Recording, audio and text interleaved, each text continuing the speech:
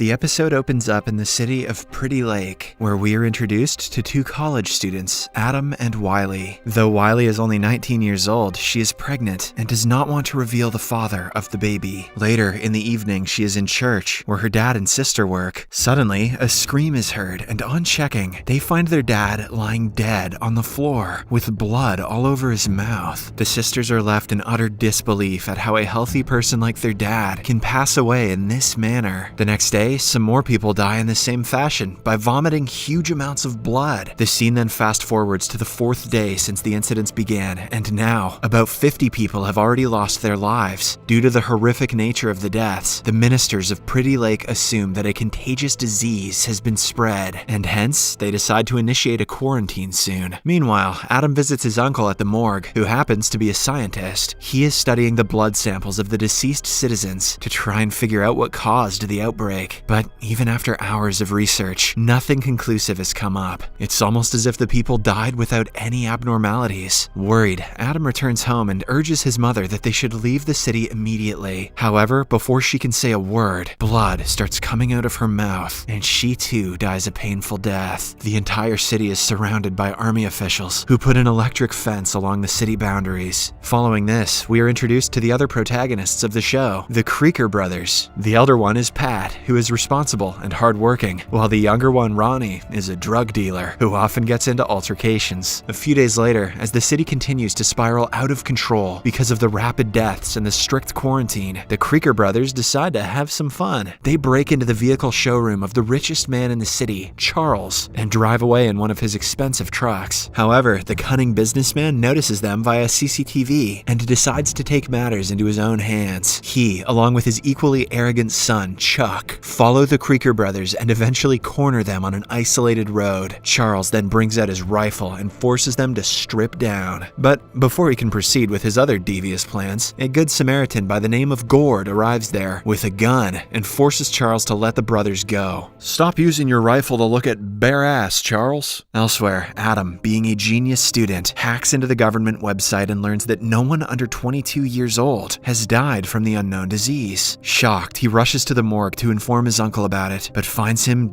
dead on the floor. Later, he meets his best friend Wiley and tells her that something unusual is going around, so they should leave the city immediately. Wiley agrees to run away and starts packing her belongings. Unfortunately, a few hours later, her water breaks, leaving her unable to walk. So she messages Adam and informs him that she can't come. Seeing Wiley in excruciating pain, her sister Melissa tries calling a doctor, but due to the chaos outside, no one responds. Hence, she rushes to the Good Samaritan from earlier, Gord, who also happens to be her good friend, and asks him for help. The two of them then head over to Wiley and assist her in delivering a baby boy. On the other hand, Adam reaches the border of the city holding a fence cutter. Unfortunately, he gets spotted by the army officers who open fire on him. Adam gets hit by one of the bullets, but is saved by the bulletproof jacket he is wearing. 4 days pass by, but the situation shows no signs of improvement. The government has still not made any breakthrough about what caused the outbreak. With all the people above the age of 22 dead, Melissa starts looking after the orphans at the church. One day, the government announces that the virus is starting to slow down, and the quarantine will soon be lifted. But for that, the young citizens will have to gather and burn all the dead bodies. The news gives hope to the remaining citizens, and they immediately begin gathering the dead bodies at a designated spot. In the meantime, Chuck has become somewhat of a leader after his arrogant father Charles passed away. He is trying to control the youth of the city so that they don't cause any mayhem. At least his dad's not around to look at their butts anymore. He is also desperately searching for his lost sister Lana, who has been missing for a couple of days. At one time, he and the boys catch the aggressive drug dealer, Ronnie Creaker, stealing medications from a house. Chuck tries to take control of the situation and warns Ronnie to step back, but the latter just won't listen. Instead, he brings out his gun and threatens to shoot the boys if they keep standing in his way. Left with no choice, Chuck lets him go. However, in the evening, when one of the pals shows him an image of a woman with her middle finger cut off, Chuck loses his cool. He recognizes the woman as the owner of the same house from which Ronnie stole the medication and deduces that he did it to steal her ring. Hence, he gathers his colleagues and heads to Ronnie's place for revenge. In the next scene, we see Wiley barging into somebody's house, presumably the father of her child, and searching for something. Right then, a boy walks up to her, holding a knife. Scared, Wiley mentions that she will leave, but he stops her and asks her to stay with him. He even opens a safe for her and finds an envelope inside with her name on it. But before he can hand it over to her, Wiley feels dizzy and collapses to the floor. Elsewhere, as Gord is working on his farm, he notices a flock of vultures circling over something in the nearby forest. Curious, he walks to the place, only to find Chuck's sister Lana dead near a tree. She has a revolver in her hand and a wound on her head. Guess she just couldn't stand her dad looking at children's butts anymore. Without wasting any time, he calls Chuck and Adam to the scene. The latter takes a look around the place and deduces that someone tussled with her before she passed away. He also takes pictures of the crime scene, along with a footprint beside the dead body. With a heavy heart, Chuck then picks up his sister's body and burns it after bringing it to their backyard. That evening, Chuck's other sister, Amanda, who is suffering from autism, tries to prepare some chicken burgers and fries at their grocery store. The little girl believes that her sister, Lana, will soon return home. However, because of her clumsiness, the oil catches fire and a large portion of the store is burned. Amanda is thankfully unharmed, but she is too scared to reveal it was her fault. Hence, when her brother inquires about what happened, she lies that she saw an old truck entering the store. Hearing this, Chuck deduces that the Creaker brothers are responsible for it, as they too have an old truck. Those goddamn Creakers are at it again! Later at night, the whole city gathers around the pile of dead bodies and prepares to set them on fire. At the same time, Adam is looking for a person whom he found on the government website because he believes that he has some information about the mysterious disease. Luckily, he finds the man and takes something out of his pocket, but as he prepares to leave, he hears somebody coughing nearby. On a closer look, Adam is stunned to see Wiley among the dead bodies. He quickly approaches her and carries her out, right before the entire pile is burned to a crisp. Meanwhile, a tiger escapes from the zoo after attacking a little boy who had come there to feed him.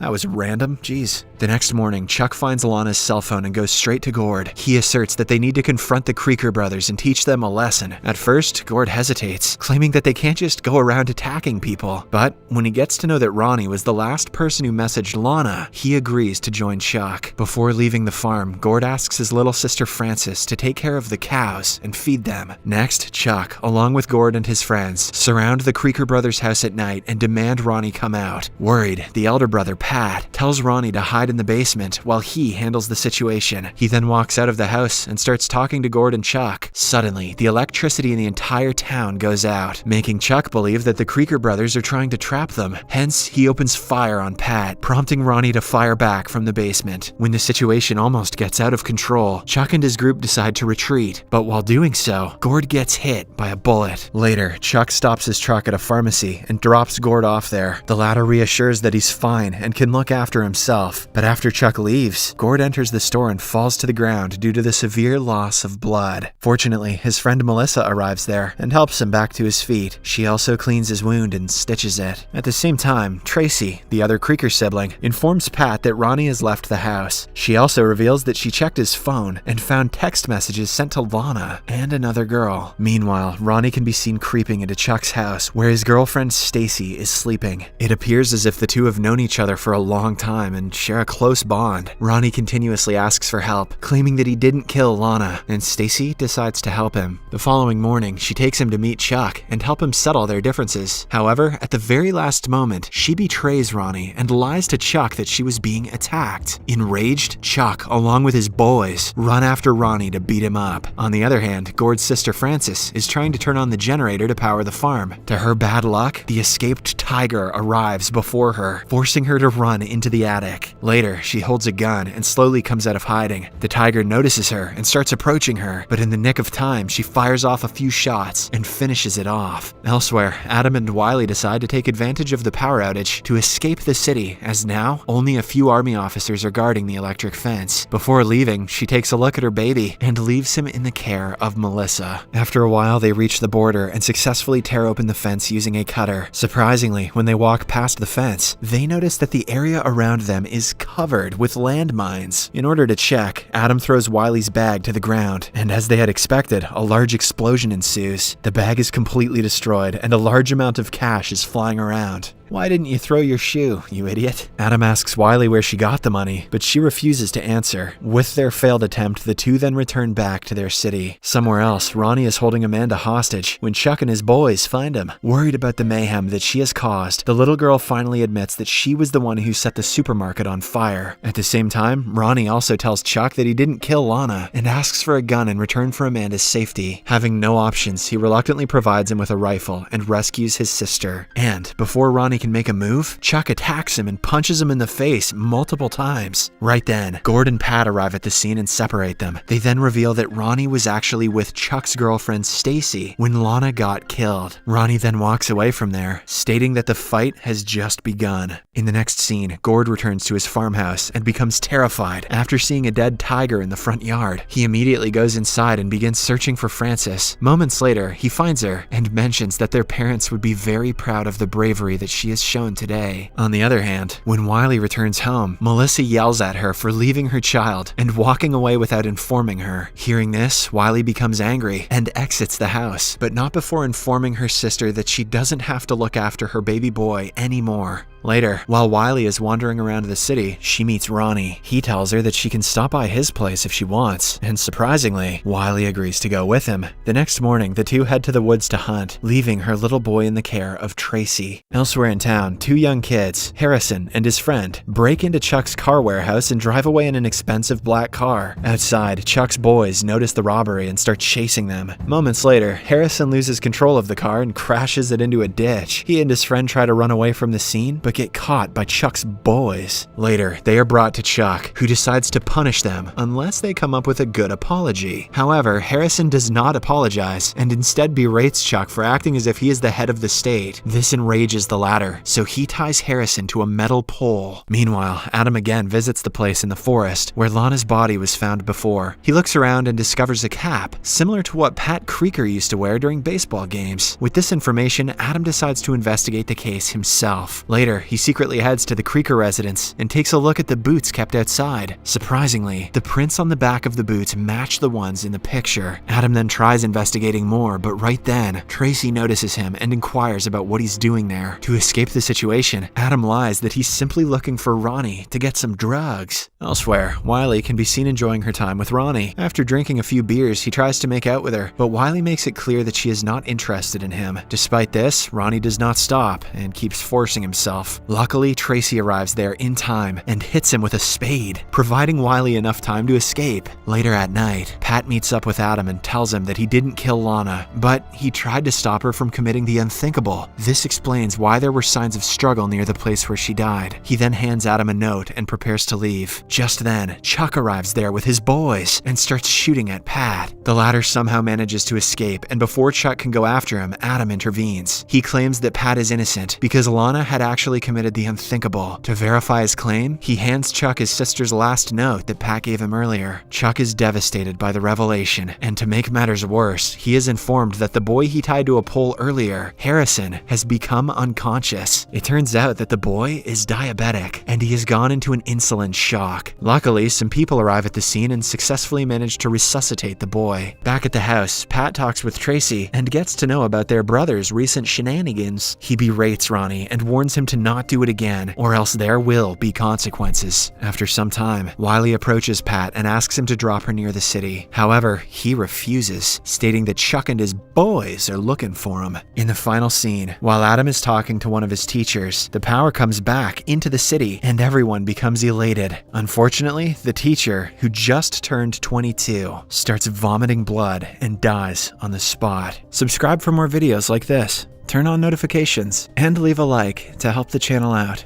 Thank you for watching.